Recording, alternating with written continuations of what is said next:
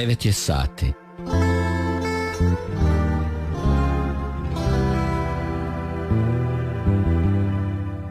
Gledatelji Radio Marije. Ja sam Katarina Bukša, urednica emisije, a Bruno Salamon je tehnički urednik. Kroz naredno vrijeme pričat ćemo o ekonomiji s jednog drugog gledišta. Uzet ćemo gledište ekonomije od samih izvora. Govorit ćemo što je općenito ekonomija i kako je povezana sa Franjinom ekonomijom. Što je Franjina ekonomija? Na kojeg Franju se misli? Kako povezati ekonomiju sa vjerom? Što to zajedničko imaju poslovni svijet, makroekonomija i Franjina ekonomija? Na koji je način Franjina ekonomija podijeljena? Pa počnemo redom. Što je to ekonomija? Riječ ekonomija dolazi od grčke riječi oikonomija, koja je složena od dvije riječi. Oikos, što znači kuća, gospodarstvo, obitelj, sveukupna imovina, i nomos, što znači zakon, odnosno upravljati. Ekonomija je znanstvena disciplina koja proučava kako društva upotrebljavaju oskudne resurse da bi proizvela određena dobra i usluge te raspodijelila ih među ljudima. Dobra u ovome svijetu koja su nam dana su oskudna, odnosno limitirana, a društvo svoje resurse mora upotrebljavati efikasno. Problemi kojima se ekonomija bavi neće nestati zbog oskudnosti i želje za efikasnosti. A što to znači? Da je oskudnost sa razlogom. Ajmo na trenutak zamisliti svijet bez oskudnosti. Kada bi se mogle proizvesti beskonačne količine svakog dobara, ili kada bi želje ljudi bile u potpunosti zadovoljene, što bi se onda desilo? Kakve bi bile posljedice? Ljudi se ne bi brinuli kako rastegnuti svoje ograničene dohotke, jer bi mogli imati sve što požele.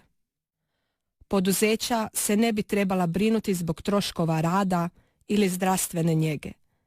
Vlade se ne bi trebali boriti oko poreza, potrošnje ili zagađenja, jer nikome ne bi bilo stalo. Svatko od nas mogao bi imati koliko poželi i nikoga ne bi zanimala razdioba dohotka među ljudima ili klasa. U takozvanom raju sva obilja bi bila besplatna, poput pijeska u pustinji ili morske vode na plaži. Sve bi cijene bile jednake nuli, tržišta nepotrebna, ekonomija na kraju krajeva nepotrebna. I već tu možemo vidjeti djelo stvoritelja i povezati je sa Franjinom ekonomijom. Zastanimo malo na tren. Zašto nam je dana ta oskudnost? Dana nam je da shvatimo da nismo sami. Da smo svi mi braća i sestre. Temelj Franjine ekonomije može se sažeti u dvije riječi.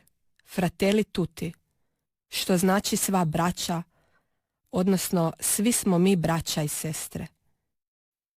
Ako se vratimo na priču prije, vidjet ćemo da priča o obilju, takozvanom raju na zemlji, ne funkcionira, te da je to sama utopija. Utopija neograničenih mogućnosti.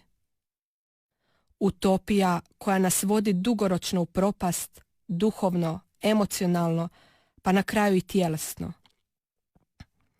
Ovaj svijet u kojem živimo ima smisla u nečemu vrijednijem. U vrijednostima gdje se ekonomija brine o stvorenome, o drugom čovjeku. Ekonomija koja je u službi čovjeka. Ekonomija koja je u službi čovjeka. A to je i u temeljima ekonomije stavljeno. I to je ono što Franjina ekonomija želi postići. Ekonomija se mora vratiti svojim korijenima, svojemu izvoru. Ekonomija je znanost, a ne samo poslovanje gdje se mjeri uspješnost sa profitom. Ekonomija je disciplina koja se u osnovi svega dijeli na mikro i makroekonomiju. Mikroekonomija proučava pojedinačne gospodarske subjekte, dok makroekonomija se bavi cjelokupnim gospodarstvom nekog područja, proučavajući međusobne odnose ukupne proizvodnje, prihoda, zaposlenosti, cijena i drugih varijabli. Ukratko, proučava probleme društvene privrede kao jedne cjeline. I tu dolazi Franjina ekonomija koja je vizija vratiti ekonomiji integritet, vrijednost značenja ekonomije.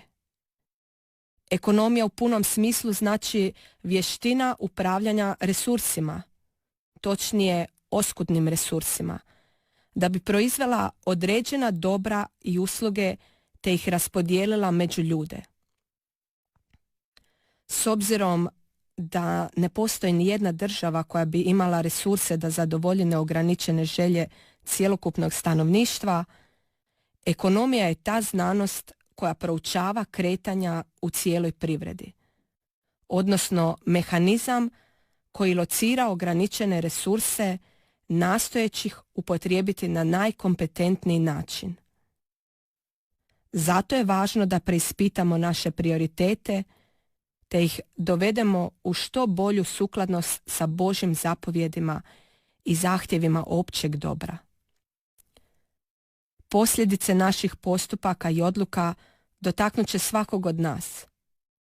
Promjene koje se događaju na globalnoj razini dotiču svakog od nas. Ili ćemo se uključiti, ili će nas povijest pregaziti. U svojem mikrosvijetu treba raditi promjene. Ono što se kaže u poslovnom svijetu, misli globalno, a djeluj lokalno. Budi promjena koju želiš vidjeti u svijetu. Kreni od sebe i sebe mijenjaj. Pa kako krenuti od sebe? Sveti Franjo nas uči da promjene počinju sa nama. Mi smo ti koji radimo promjene. Promjene unutar svojeg života koji se kasnije prelijevaju na društvo i širu zajednicu. Čovjek je središte svega stvorenoga. Sve što je stvoreno, stvoreno je da služi čovjeku da upozna i spozna Boga. Približiti se Božjoj ljubavi. Čovjek je stvoren iz ljubavi, da ljubi i bude ljubljen. Franjina ekonomija je ekonomija koja se temelji na principima Svetog Franje Asiškog. Sveti Franjo je osoba koji se odrekao svega što ga je sputavalo na putu milosti Božje ljubavi. Sveti Franjo predstavlja kako živjeti slobodno. On živi tu slobodu. Slobodan znači biti nenavezan. Najveća tragedija današnjice je da svi nešto zgrčemo. Držimo u šaci i teško nam je pustiti. Teško nam je biti slobodan. Sveti Franjo živi tu slobodu. On predstavlja te vrijednosti u potpunosti. Pokazuje kako se brinuti za majku zemlju, za brata bližnjega svoga. Ljude je privlačilo Franjino propovijedanje o siromaštvu i ljubavi prema bližnjima. Nemojmo se zavaravati da blago siromašnima znači blago siromašnima koji nemaju materijalne stvari ili koji nemaju za kruh, koji nemaju osnovne stvari pružiti svojim najbližima. Naš Bog je Bog ljubavi, Bog obilja. Ljubav je ona koja daje. Ljubav je ona koja se daje. Da bi nešto dali, to moramo imati. Ne možemo davati ako nemamo. A da bi imali, moramo i stvarati.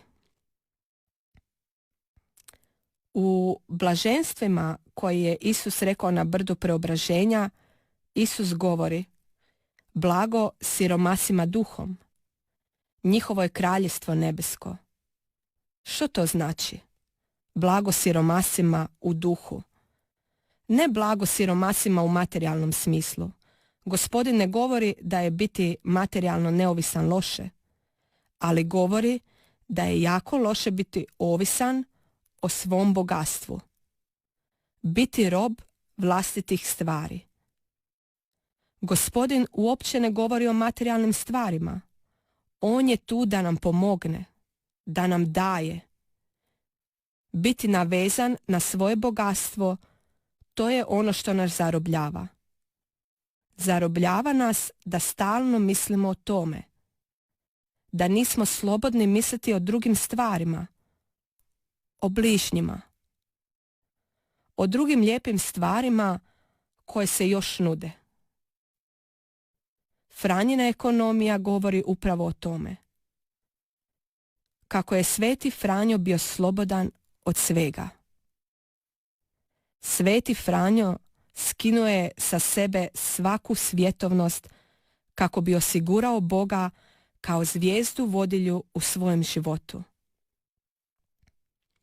Zato se Franjina ekonomija temelji na 3 stupca. Prvo, briga za sve stvoreno. Drugo, briga za siromašne duhom. I treće, zajedništvo. Zajedništvo kao braća i sestre u jednome. U svijetu u kojem živimo ekonomija se gleda kroz profit koji se izražava u brojkama. A sve ostalo su sredstva kako doći do što boljih brojki. Ta slika vodi nas dugoročno u propast. Nisu problem brojke, već način razmišljanja da cilj opravdava sredstvo.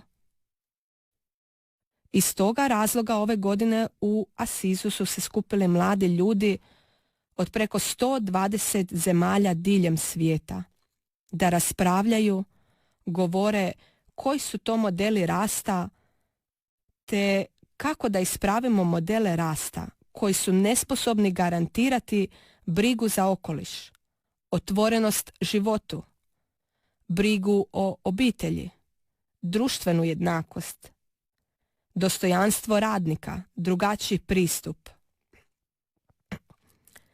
Papa poziva da si osvijestimo ozbiljnost situacije, odnosno problematike našeg vremena. Temeljem ovoga u rujnu je Papa potpisao sa članovima Franjine ekonomije u kojem se svako obavezuje usmjeriti svoj život tako da današnje i buduće gospodarstvo postane gospodarstvo obnovljeno riječju Božjom. Gospodarstvo koje prepoznaje i štiti dostojan i siguran posao za sve, a posebno za žene. Gospodarstvo u kojemu su financije prijatelj i saveznik realnog gospodarstva i tržišta rada, a ne protiv njih. Gospodarstvo koje zna vrednovati i čuvati kulture i tradicije naroda, svih živih vrsta i prirodnih resursa zemlje. Gospodarstvo koje suzbija siromaštvo u svim njegovim oblicima, smanjuje nejednakosti i zna s Isusom i Franjom reći blago siromašnima duhom. Gospodarstvo vođeno etikom osobe i otvoreno transcendenciji. Gospodarstvo koje stvara bogatstvo za sve. Koje potiče radost, a ne samo blagostanje. Jer nepodijeljena sreća je nepotpuna. A članovi Franjine ekonomije se obavezuju poticati ovakve promjene. Sada ćemo se odmoriti malo uz kratku glazbenu stanku.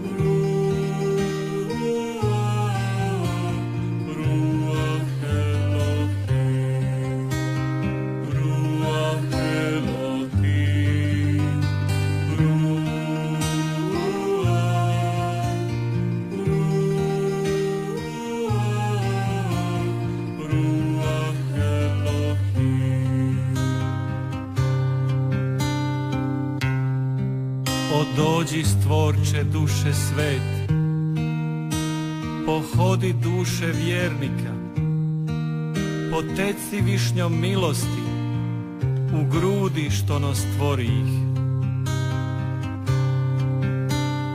Dođi duše sveti, siđi na sve nas. Dođi duše sveti, ljubavi nam da. Dođi duše sveti, siđi na sve nas. Dođi duše sveti, ljubavi nam da. Sva slava Otcu vječnomu i uskrslomu Sinumu, sa Tješiteljem presvetim, nek bude sad i uvijeke. Amen. Dođi duše sveti, siđi na sve nas. Dođi duše sveti, ljubavi nam da. Dođi duše sveti, siđi na sve nas. Dođi duše sveti, ljubavi nam da. Ruach Elohim,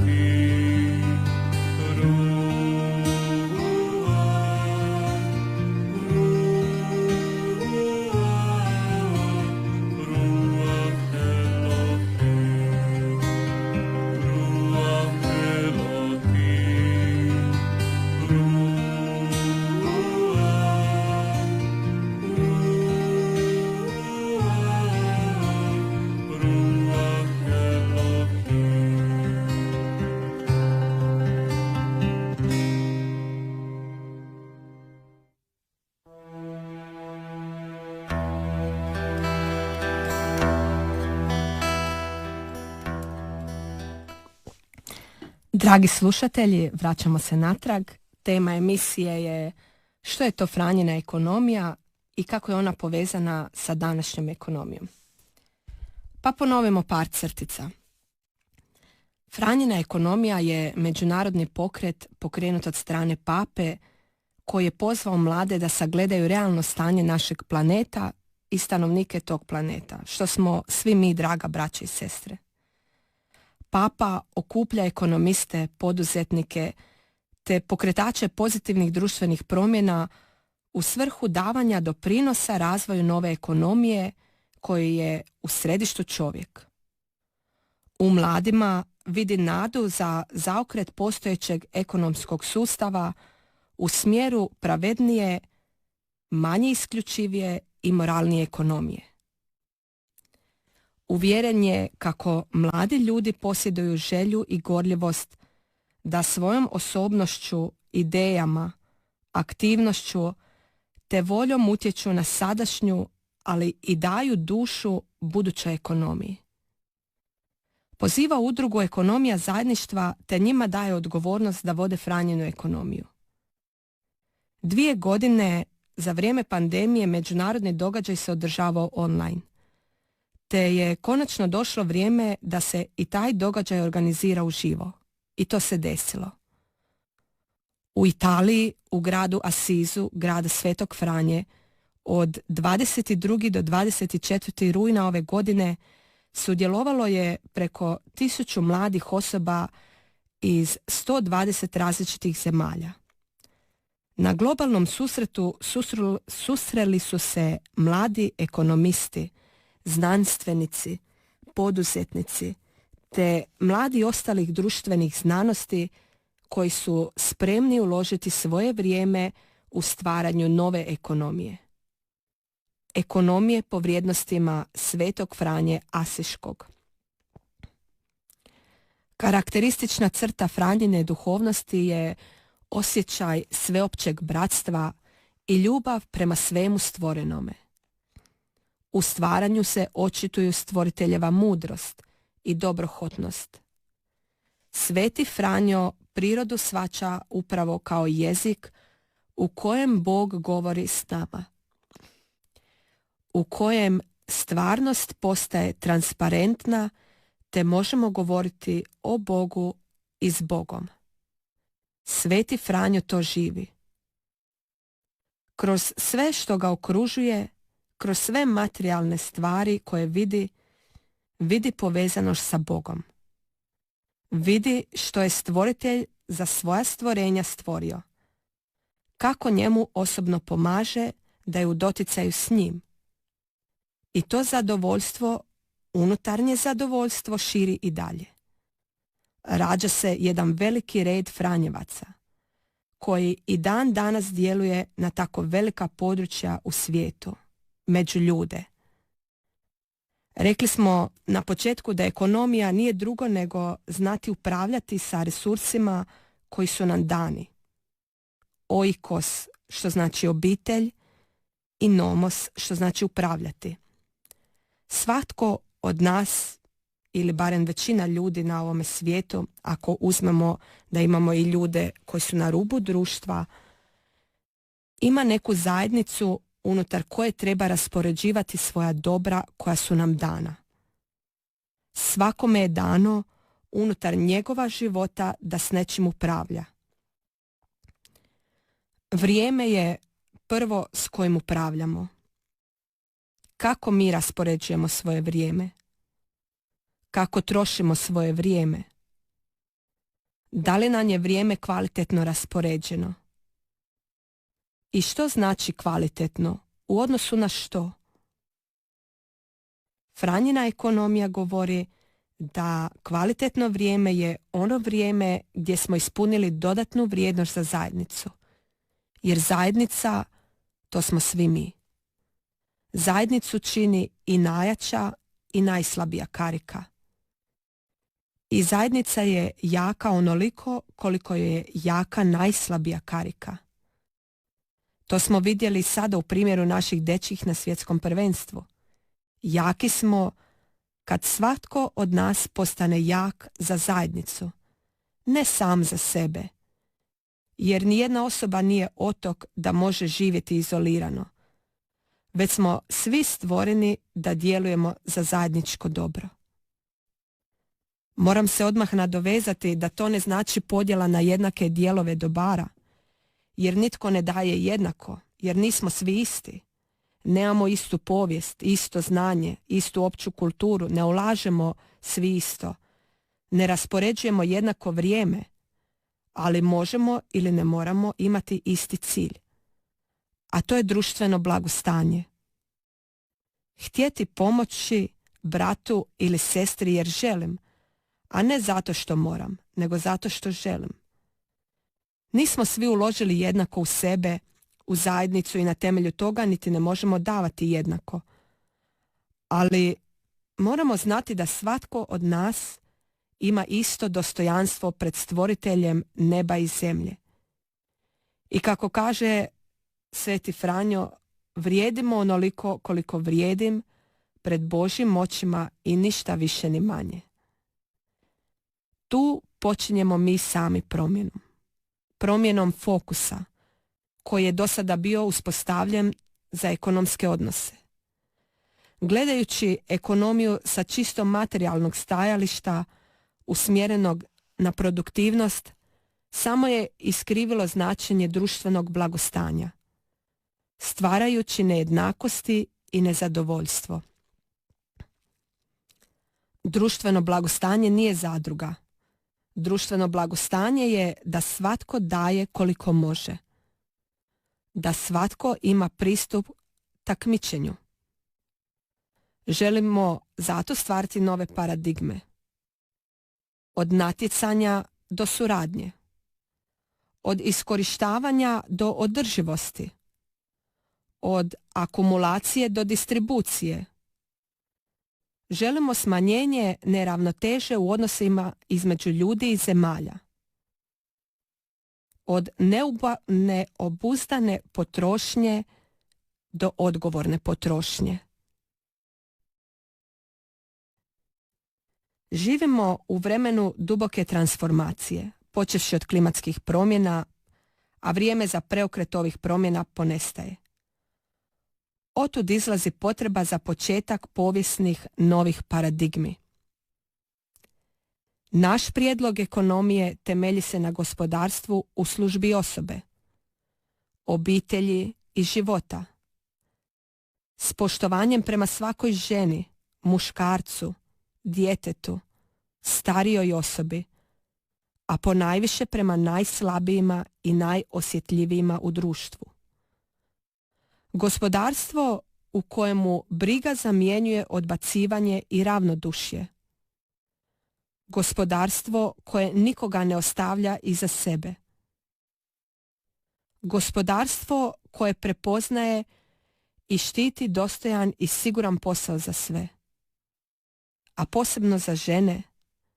Gospodarstvo u kojemu su financije prijatelj i saveznik realnog gospodarstva i tržišta rada, a ne protiv njih. Gospodarstvo koje zna vrednovati i čuvati kulture i tradicije naroda, svih živih vrsta i prirodnih resursa zemlje. Gospodarstvo koje suzbija siromaštvo u svim njegovim oblicima, smanjuje nejednakosti i zna s Isusom i Franjom reći blago siromašnima duhom. Gospodarstvo vođeno etikom osobe i otvoreno transcendenciji. Gospodarstvo koje stvara bogatstvo za sve, koje potiče radost, a ne samo blagostanje, jer nepodijeljena sreća je nepotpuna. Papa Franjo upozorio nas je još 2019. godine na društvene probleme naše generacije. Pozvao nas je da to rješavamo unutar svojih mogućnosti. Buduće generacije naslijedit će deficitaran svijet. Naša djeca i unuci ne moraju plaćati cijenu neodgovornosti naše generacije. Temeljem toga, Franjina ekonomija sastoji se od 12 različitih tematskih cjelina. Te cjeline obrađivat ćemo u idućim emisijama, a sada dopustite još par osnovnih stvari da kažemo. Franjina ekonomija je pokret koji je pokrenut na globalnoj razini. Na globalnoj razini su različiti izazovi s kojima smo suočeni i koji su nam dani da ih rješavamo. Mi ćemo se ovdje usredotočiti na našu državu i probleme koje muče naš narod u domovini. Pozvani smo sa kolegama iz drugih zemalja i s njima ćemo razvijati viziju Franjine ekonomije te strategiju kako doći do te vizije. Trudit ćemo se biti generacija koja je proaktivna, koja unaprijed može vidjeti potencijalnu katastrofu koja se može ili ne mora dogoditi.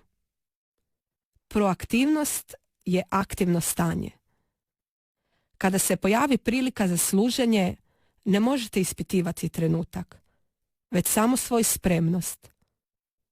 Zajedno možemo postići nevjerojatne stvari.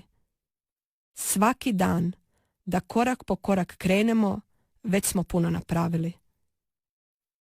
Vjerujemo u cjeloviti humanizam koji podrazumijeva stil života koji poštuje dostojanstvo svih. Srž Franjine ekonomije je učiti o potrošačkim navikama, brinuti se o stvorenome, pozitivno utjecati na naše lokalno okruženje i raditi zajedno sa aktivnim civilnim društvom, znanošću i institucijama na razvoju općeg dobra. Uzmimo na primjer zašto su važne potrošačke navike i kako su potrošačke navike povezane s ekonomijom. Dio ekonomije koja se bavi sa potrošačkim navikama je makroekonomija u širem smislu.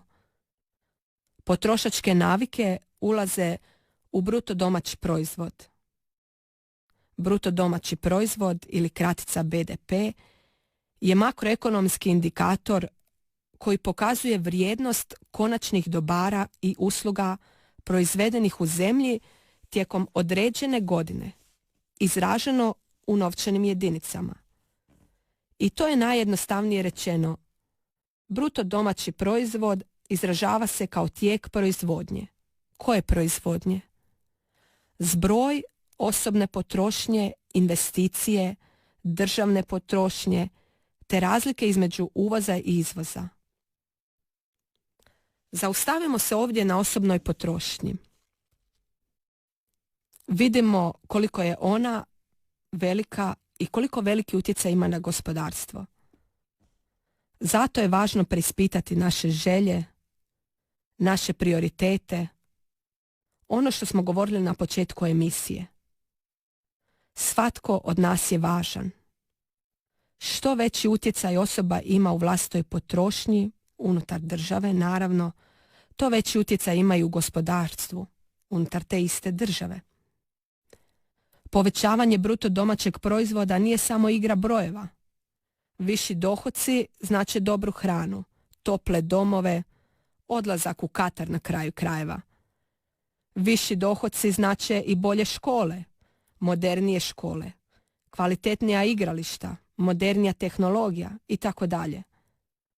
Zato je važno da svatko od nas radi posao koji stvara dodanu vrijednost. Da posao koji radimo ima dodanu vrijednost za društvo.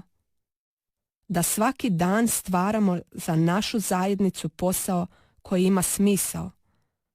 Da koristimo vrijeme efikasno, jer vrijeme je dar koji nam je dan. Svi imamo 24 sata na raspolaganju, ali svi ne koristimo tih 24 sata na isti način. I ne treba biti na isti način. Ono što treba biti je da svatko od nas daje najbolje što može, tamo gdje jesmo. Franjina ekonomija kaže: radimo efikasno, stavimo dobrobit čovjeka i planete u centru svega što radimo. Dok današnja ekonomija želi reći: stavimo profit u centru svega, pa taj profit je za čovjeka. Ali ne govori dalje kako se raspoređuje i gdje odlazi. Da li čovjeka ispunjava i raduje ili djeluje suprotno? Tko financira takav sustav? Budimo oprezni kako radimo neki posao i kako raspoređujemo vrijeme. Gledajmo da li taj posao nosi dugoročno dobrobit našoj zajednici, našoj obitelji, našim najbližima. Jer nismo rođeni da sanjamo, već da svoje snove živimo. Vjerujmo da će nam Bog pomoći. On je Bog živih. On je Bog obilja. Daje obilno. Bog koji jedva čeka da nam pomogne. Ali isto tako i Bog koji nam je dao slobodu u odabiru. Koji nam je dao vrijeme i prostor. Koji nam je dao talente. Budimo generacija velikih ljudi. Ja sam Katarina Bukša, urednica emisije, a tehnički urednik je bio Bruno Salamon.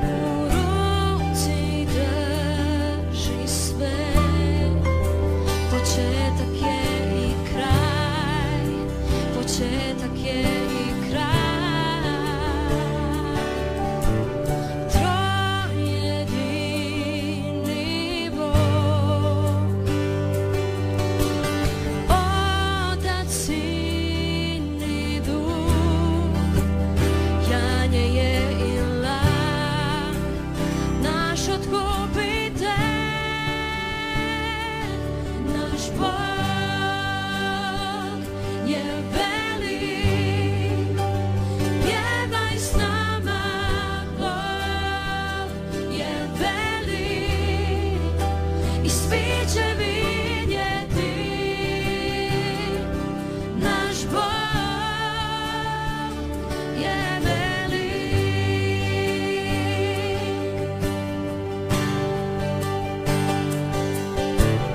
Ime najveće, vrijedno slavljenja, pjevam srcem svim, naš Bog je velik.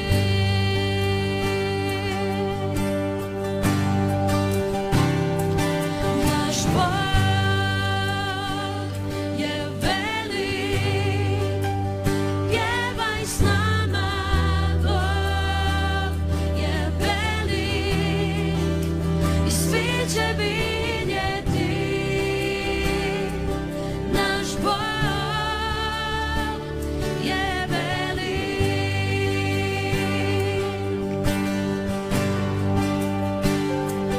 Naš Bog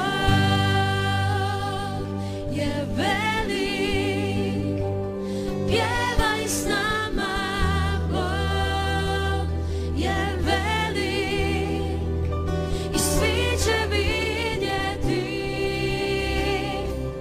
naš Bog je velik.